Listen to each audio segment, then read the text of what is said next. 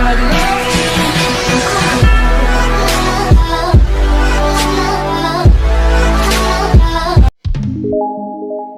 day, grade 9 students.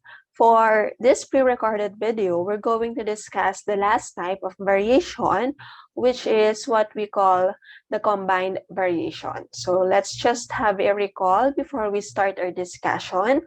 Napag-usapan na po natin yung tatlong types ng variations, which are the direct variation, the second one is the inverse variation, and last week, pinag-usapan nga po natin yung joint variation. So ngayon, pag-usapan na natin yung last type, which is yun nga yung combined variation.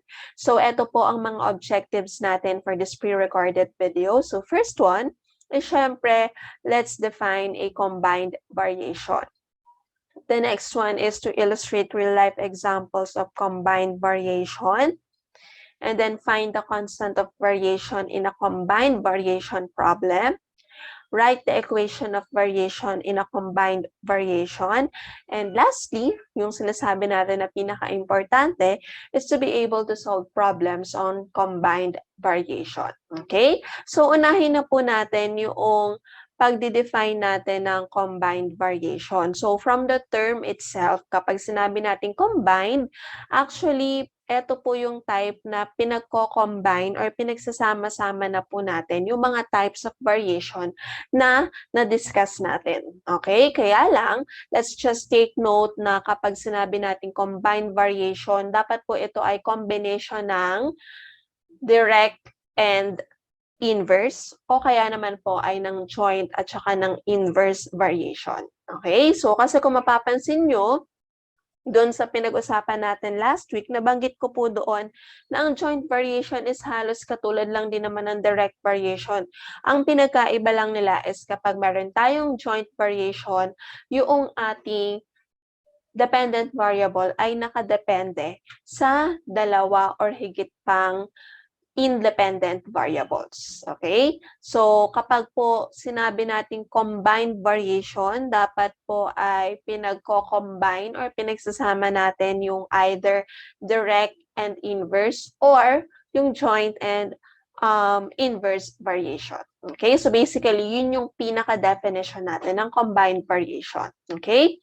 So, later on dun sa mga examples natin, makikita natin kung ano ba yung posibleng maging real-life examples ng combined variation. Okay? Pero, punta muna tayo dito sa ating table of values. So, simula noong tayo ay nagdi-discuss ng direct variation, na pag-usapan na natin kung paano po natin malalaman ng isang table of values ay nagpapakita ng isang specific type of variation. Okay? So, para po sa combined variation, magagawa rin po natin iyon. Okay? So, katulad lang nung ating joint variation, we're actually discussing or we're actually talking about 3 variables or more kapag meron po tayong combined variation. Okay? So, minimum siya ng 3, kaya ito na lang po yung binigay kong example sa inyo. Pero yung question is, aside from having 3 variables, paano ko pa malalaman na ito nga ay isang example ng combined variation? Okay? So, meron din po tayong kino-consider dito na constant na ratio. Now, ano yung constant ratio na gagamitin po natin? So, this time, we're going to get the ratio between the product of y and z. Tapos po, ay yung ating variable x.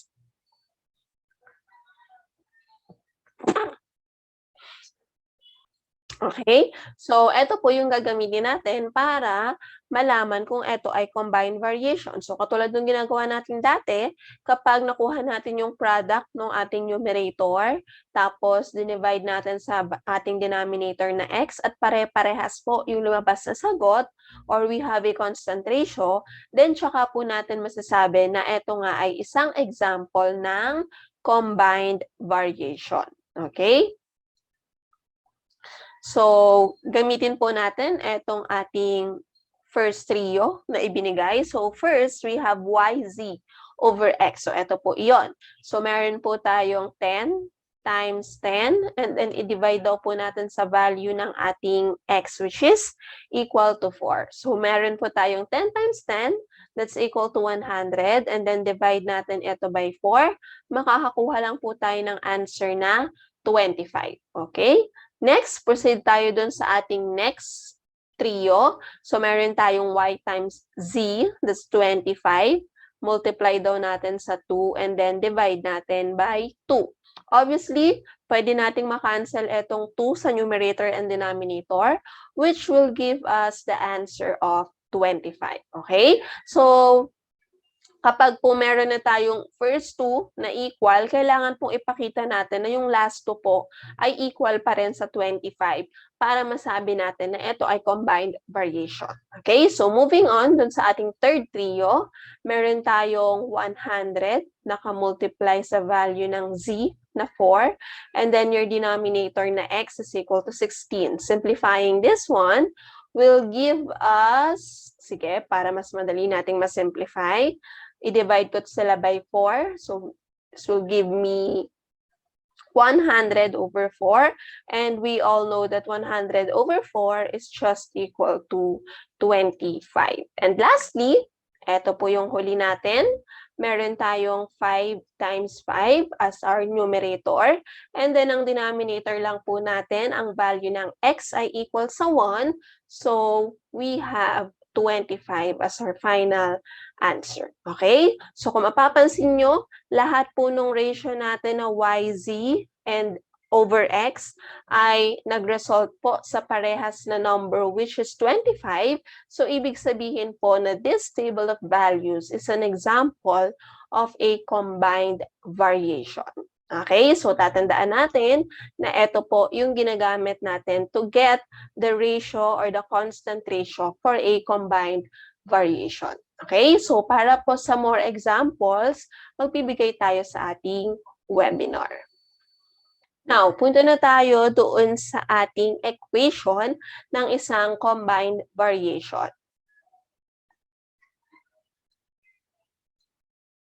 So, if you're given the statement y varies directly as x and inversely as z, ayan, so kung makikita nyo, meron tayong direct at meron tayong inverse. Okay, so ito yung sinasabi ko from the start, from the definition of combined variation, na dapat nagko-combine natin yung mga napag-usapan na po natin na types ng variation. Okay, so kapag ito daw po ang equation or ang statement na binigay sa atin, ito daw po ang kanyang equivalent na equation. So we have y varies directly. So kapag directly po, dapat siya ay nasa numerator. Tapos, kapag meron tayong inversely, siya naman po yung makikita natin sa denominator. Okay? So, kapag directly, siya yung kasama ng ating constant of variation na k sa numerator. Tapos, yung term na inversely, makikita po natin yung variable na yon or quantity na yon doon sa ating denominator. Okay? So, just take note that your k is just your constant of variation. And the value of k should not be equal to 0. Okay? So let's have examples on translating a statement into an equation using k, syempre, as our constant of variation. So the first one, the quantity b varies directly as g and inversely as h. Okay? So katulad lang po nung pagta-translate natin dati, para po hindi tayo nagkakamali, sundin lang po natin yung pagkakasunod ng mga nabanggit na variables or quantities sa atin. Okay, so the first one we have the quantity b, so that's b, varies directly equals kg. So yung g po, yung nasa numerator na kasama ng ating constant of variation, and inversely as h, siya po yung makikita natin sa ating denominator. Okay, so etong statement na ito ay equivalent lang po dito sa equation na b equals kg all over h. Okay? Let's proceed with our second example. So this time you have the volume V of a gas varies directly as the temperature T and inversely as its pressure. Okay, so meron po tayong V, or the volume of a gas, varies directly as a temperature. So yun yung kasama ng ating constant of variation sa numerator. And inversely as its pressure, yun po ang makikita natin sa ating denominator. So for the statement, magkakaroon lang tayo ng V equals KT over P as our equation.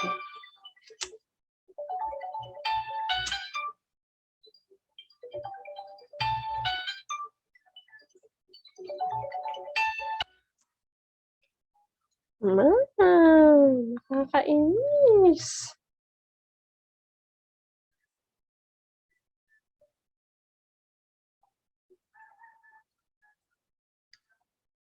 Okay, so let's proceed with our last example. So this time, the electric force E between two charges varies jointly as the charge Q of the first body and charge of the second body P, and inversely as the square of the distance D between them. Okay, so medyo mahaba-haba yan, pero ganun lang din naman po ang gagawin natin. So first, we have the electric force E, so that's E, equals, meron tayong varies jointly. So kapag varies jointly, kung maaalala natin, parehas po yung dalawang variables na yon ay kasama ng ating constant of variation na makikita natin sa ating numerator. So we have K, and then your first body is Q, your second body is P. Okay, so that will be your numerator. All over, yung denominator natin na inversely as the square of the distance between them. So, meron tayong square ng distance. So, magkakaroon lang po tayo ng D square. Okay? So, para po sa statement na ito, ang ating equation lang is E equals KQP all over D squared. Okay? So, naka-square po yung D natin kasi naka-indicate po sa statement dito na inversely as the square of the distance, D. Okay? Questions or clarifications, you may ask them sa atin pong webinar. Now, after nating malaman yung ating equation para sa isang combined variation, puntahan na po natin yung pagkuha or pag-determine natin ng variation constant or the value of our K. So again, balikan lang natin yung statement natin na y varies directly as x and inversely as z.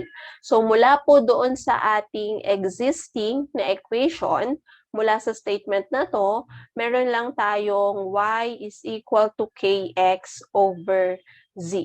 Okay, so kapag minanipulate po natin itong equation na to, we'll come up with this one para po mahanap natin yung value ng k natin or the constant of variation. Okay, so paano ko lang nagawa mula dito? So I have to multiply both sides by z para makuha ko po yung value ng k, diba? So kapag minultiply ko both sides by z, magkakaroon lang ako ng yz equals dito, makakancel lang siya. So, magkakaroon ako ng kx. And then lastly, para makuha ko yung value ng k, dapat po ay i-divide ko both sides by x. Okay? So, kapag ginawa ko yon, makukuha ko lang po ang equation natin para sa ating constant of variation na k, which is yz all over x. Okay? So, kung maaalala nyo po, dun sa ating table of values, ito po yung ating constant ratio. Okay? So, the numerator is the product of your y and your z. Tapos, your denominator is just the value of your x. And again, don't forget that your k should not be equal to 0. Okay, let's have examples on finding the constant of variation and the equation given that y varies directly as x and inversely as z. So this is z, okay? Y varies directly as x and inversely as z. So ibig sabihin nun, we're going to use yung ating formula kanina, okay? That the value of your k or the constant of variation is equal to yz over x, okay? So palitan ko to, this is z. Okay? And then, para sa ating equation, yun naman po ay y varies directly as x and inversely as z. Okay? So, let's start with our first given. So, para dito, we have y equals 6 when x equals 3 and z equals 2. Okay? So, first step po natin dito is to solve for the value of k using the formula yz over x. Okay? So, kapag nag-substitute po tayo ng mga values natin, ang y natin is equal to 6, ang z natin is equal to 2, and then the value of our x is just equal to 3. Okay? So, pwede nating multiply agad yung numerator or pwede naman mag-cancel po kayo since meron po tayong nakikita dito ng mga common factors. Okay? So, kapag minultiply ko lang, kasi maliit naman yung mga values, magkakaroon lang ako ng 12 over 3 and that is equal to 4. Okay? So, the value of my k or the constant of variation is just equal to 4. Now, after getting the value of the constant of variation, so, kailangan ko na pong maisulat yung ating equation for this variation. So, magkakaroon lang ako ng y equals kx over z. So, may value na ako ng k which is equal to 4. Sorry. Should be x and z. Okay? So, meron po akong y equals 4x all over z. So, eto po, pinalitan ko lang yung value ng ating k na nakuha mula doon sa ating solution. Okay? Any question or clarifications, you may ask me sa ating webinar or you can just send me a private message. Next, punta tayo sa ating second example. So, yun pa rin po. Palitan ko lang ulito para hindi kayo malito. So, this is inversely as z. Okay? So, kung yan po ang ating original equation, ang ating pong formula for k is given by yz over x. And our equation of the variation is given by y equals kx over z. Okay? So, ang given sa atin ay y is equal to 10 when x equals 4/3 and z is equal to 2 over 5. Okay? So, gamitin ko yung formula natin. And then, mag-substitute na ako. The value of y is 10. The value of z is 2 over 5. And the value of our x is 4/3. Okay? Simplifying the numerator, 10 times 2 over 5. So, pwede kong i-cancel ito. Will give me 4 para po sa numerator natin. And then, ang denominator natin is 4 over 3. Simplifying this using CCR or copy change reciprocal will give me 4 times 3 over 4. So, our final answer for the value of k is just equal to 3. Okay, so sana clear po sa atin kung paano naging 4 ito. Actually, pwedeng idiretso mo naman ang pag-multiply. 10 times 2 is 20 divided by 5 will give me 4 then as my final answer. And then if we have a mix or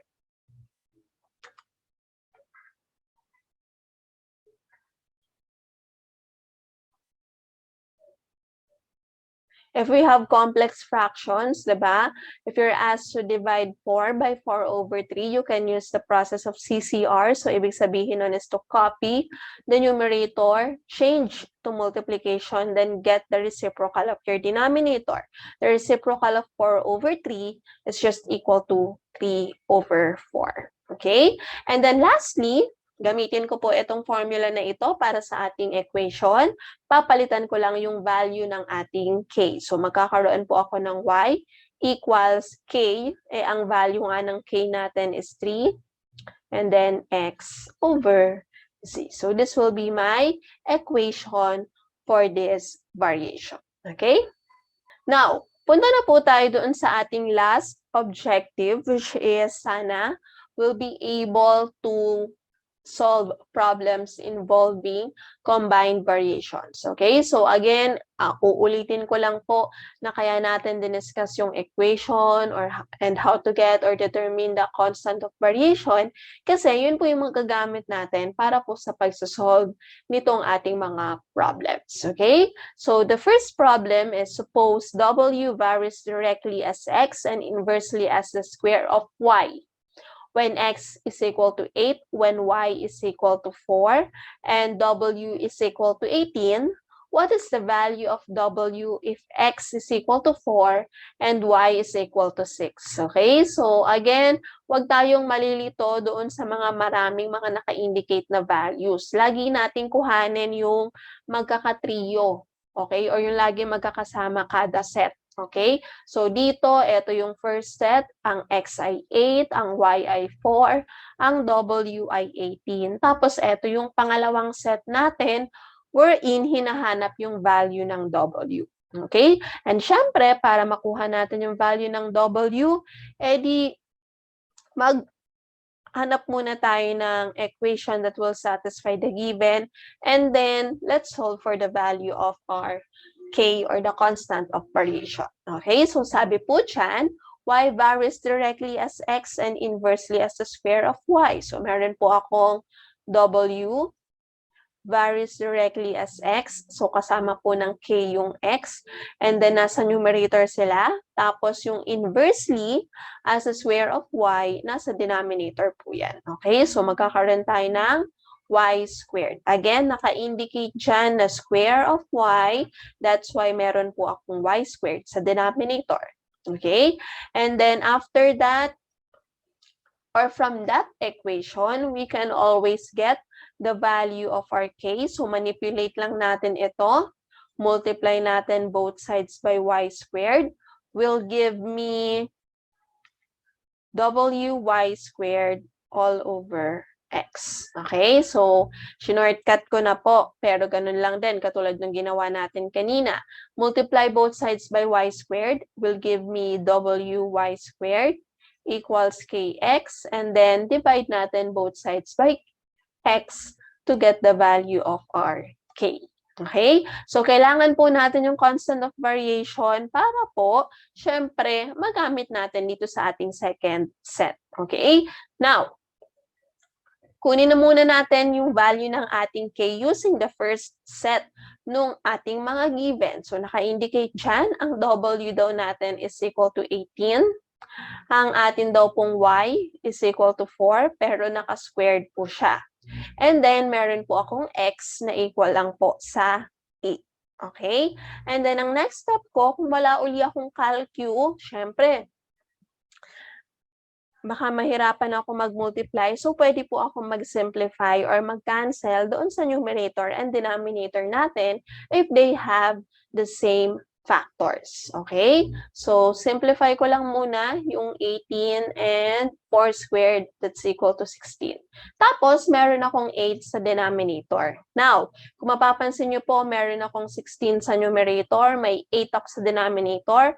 Obviously, I can cancel them kasi parehas silang divisible by 8. So, if I divide 16 by 8, I will have 2. If I divide 8 by 8, I will have 1. Okay? So, magkakaroon lang po ako ng 18 times 2. That's equal to 36. Eh, yung denominator naman is 1 na lang. So, okay lang na hindi ko na isulat. So, ibig sabihin nun, the value of my k is just equal to 36. Or this is the constant of variation. Okay? Now, hindi pa po yan yung final answer natin kasi ang hinahanap po is the value of w when x is equal to 4 and y is equal to 6. So again, babalik ako sa equation natin. Sabi dyan, ang w ay equal sa kx, pero ang k ko is 36. So isa-substitute ko na yung 36. And then x over y squared. Okay? So para makuha ko yung value ng w, isa-substitute ko naman etong second set ng ating mga variables na given. So, sabi dyan, ang x daw natin ay equal lang sa 4, tapos ang ating y ay equal lang sa 6, pero naka-square po siya. Okay? Kasi lagi naka-square yung denominator mula sa ating equation. Okay? So, simplifying this, meron akong 36 times 4 over 6 squared is also equal to 36. 6 times 6, okay? So, obviously, meron akong 36 sa numerator and 36 sa denominator. So, pwede ko na agad i-cancel yon. At ang maiiwan na lang po sa akin as my final answer or the value of W is just equal to 4. Okay? So, again, i-discuss ko po sa webinar yung another solution na pwede nating gamitin, pero you can always use this solution kung ito po yung mas naiintindihan ninyo. Okay? Lahat po ng questions ay pwede nating itanong sa webinar or send me a private message. Punta tayo dun sa ating second problem. So this time, the electric resistance. So this is one of the real-life examples of combined variation. The electric resistance of wire varies directly as its length and inversely as the square of its diameter. If a wire 1.62 centimeters long and 0.09 centimeters in diameter has a resistance of 2 ohms, what is the resistance of a wire of the same material which length of 31 centimeters or which has a length of 31 centimeters and a diameter of 0.10 centimeters. Okay, so ang tinatanong dito is the resistance of your wire. Okay, so kung mapapansin nyo, sa given natin, wala po tayong mga variables na ginamit. So again, ang first step natin is to represent yung unknown natin. Okay? So, etong electric resistance, gamitin ko po ang R. Tapos yung length, syempre L na lang ang gamitin ko. And then the diameter, D po ang gagamitin natin. Okay? Now, kung meron na po ako mga variables na na-represent ko, so pwede ko nang isulat yung ating equation. So sabi dyan, the electric resistance varies directly as its length. So meron tayong R equals KL. And inversely as the square of its diameter. So, meron po tayong d squared sa denominator. Kasi, again, naka-indicate dyan na square of its diameter. Okay? So, basahin lang natin na maayos yung ating first statement para ma-translate natin ng tama yung ating magiging equation. Okay? Now, from this one, we can always solve for the value of our k or the constant of variation. Again, multiplying both sides by d squared and dividing by L will give me r over d squared all over L as the value of my k. Okay, so again, kaya po nangyari ito, ay minultiply ko lang both sides by d squared or nag-cross multiply lang po ako. Okay, so this will give me RD squared equals KL. And to get the value of K, divide lang natin both sides by L. Kaya po ito yung nakuha kong formula. Okay, now since meron na akong formula for the value of K or the constant of variation, pwede na po akong mag-substitute. So alin yung kompletong set ng mga values? So this one, this is the length. This is the diameter, and then this is the resistance. So, plug in ko na yung value. So, meron akong R, resistance na 2. Ang diameter natin is 0.09. Naka-square po siya dapat. And then, ang length po natin is 1.62. Okay? So, again, you can always use a calculator naman to simplify this one. Okay? So, uunahin nyo po muna yung pag-square nito. 0.09 squared or 0.09 times 0.09 will give me 0.000081. Dalawang zeros. Okay? So, multiplying that by 2 and then dividing it by 1.62 will give me 0.01. Okay, so the value of my k or the constant of variation for this given or this problem is 0.01. Now, 0.01 is not the answer to our problem, pero kailangan po natin yan kung ito yung solution na gagamitin nyo to solve for the value of our R. Okay? So, balik ako dun sa ating formula. Ang R daw ay equal sa KL over D squared. Pero ito na yung K natin. So, I have 0.01 and then L squared, L lang, all over D squared. Okay? And then, substitute ko na yung mga values. So, ang R natin is equal to 0.01. Ang L natin para dito is 31. Tapos, ang ating diameter is equal to 0.1. Okay? So, using our calcu, makakuha po natin yung answer natin na 3.1. That will be the value of our R. So, that's resistance. Tingnan natin ang unit of measurement na ginamit for resistance. So, meron po tayong 3.1 ohms. Okay? So, ito po ang ating final answer. Again, nagsosolve po tayo ng problem. So, kailangan meron po tayong unit of measurement. So, careful tayo. Since resistance to, ito yung unit of measurement na given. Kung ang hinahanap ay diameter, you should use centimeters. Kapag ang hinahanap ay length, use the unit of measurement na centimeters. Okay? Any questions po? Tanong natin sa webinar or send me a private message. If you have understood what we have discussed for this pre-recorded video, so pwede nyo na pong start gawin yung ating homework number 1. This is your second requirement for the third quarter. So meron pong dalawang parts yung ating homework number 1. So the first one is you have to do page 136, numbers 3, 4, and 5. Okay, so ito pong letter A na to, or etong part 1 na to, etong mga problems ay all about combined variation lang. Okay, so kung naiintindihan nyo na lahat ng diniscuss natin sa combined variation, you can try answering numbers 3, 4, 5 on page 136. Okay, and then for the second part naman, do page 139. That this is actually parang a wrap-up activity about variation. So, ibig sabihin, lahat ng laman nito ay pinagsasama-sama na yung 4 na types ng variation.